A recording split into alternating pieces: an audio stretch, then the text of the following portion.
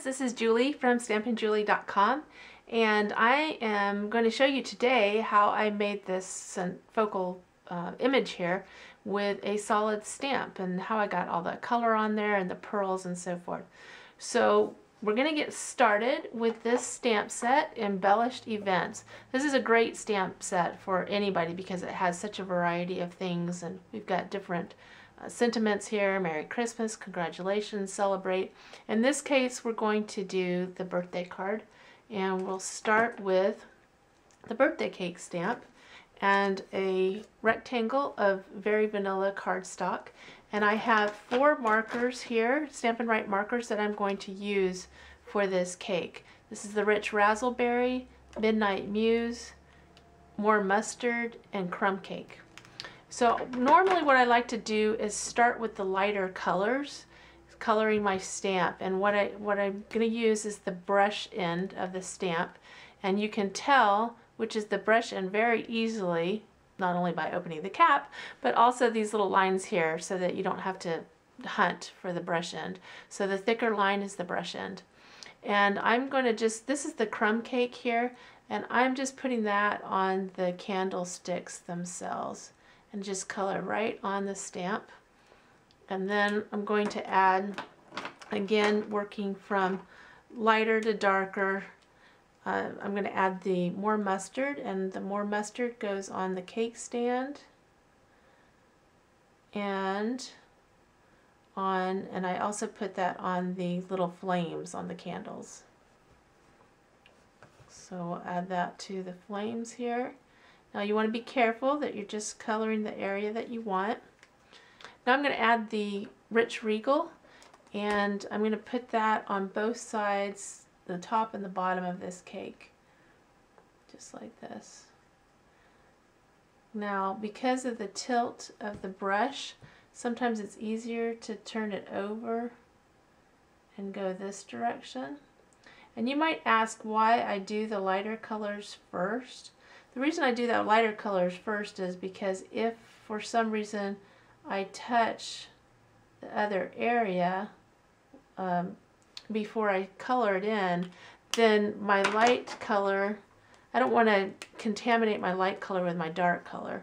So if, let's say I got a little more mustard on the bottom of this cake, when I went over it with the darker color, it's not going to hurt anything, and I'll be able to correct that.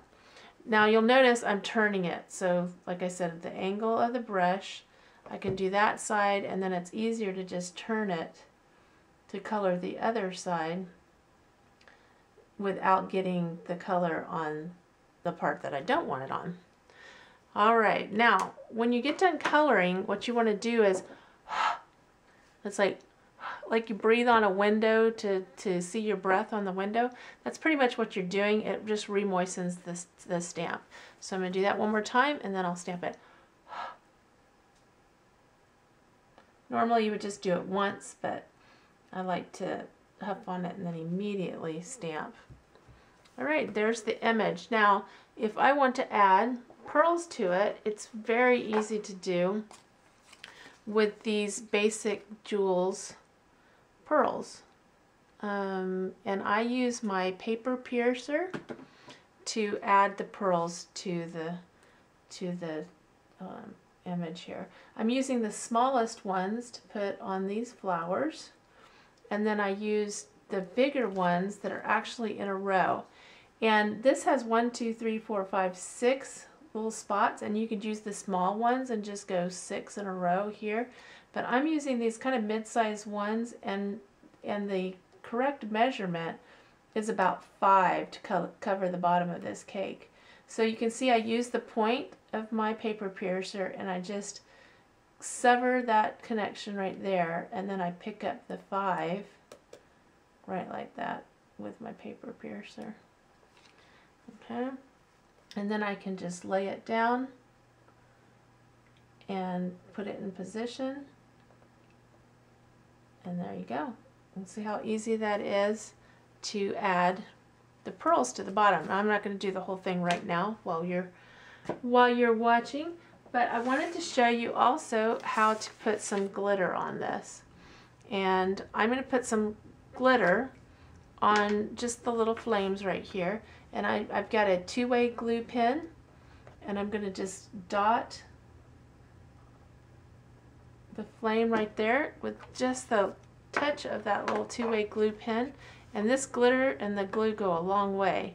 So all you need is just a touch of that. And then when you put a little glitter over the top, you can see how easy that is to add lots of sparkle to those flames. So as you notice, this is our finished card.